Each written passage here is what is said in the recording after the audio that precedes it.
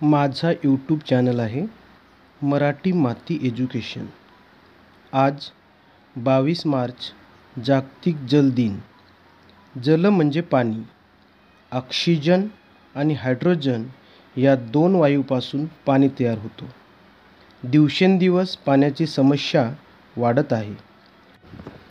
पावसाचे 4 महिने असतात, परंतु वर्षात फक्त 7 दिवस पाऊस पडतो। जल समस्या ही ज्वलंत समस्या आहे। पृथ्वीवर 71% पाणी आहे, परंतु फक्त 7% पाणी पिण्यायोग्य आहे।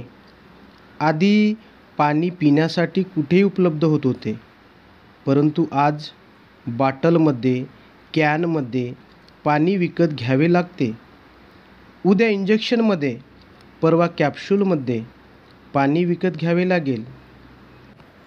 तेव्हा पैसा नाही तर पाण्यासाठी लोक तडफडतील आणि ज्याच्याकडे पाण्याचा साठा अधिक असेल तो श्रीमंत असेल। लढाई ही पाण्यासाठी होईल।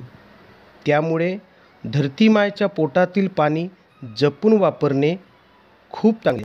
पाणी संपले, जीवन संपले। म्हणून पाणी वाचवा, जीवन वाचवा। पाणी अडवा, पाणी जिरवा। पाणी हेच जीवन आहे। पाण्याचा अतिवापर टाळा। 22 मार्च जागतिक जल दिनानिमित्त हाच शुभ संदेश आपणापर्यंत पाठवत आहोत।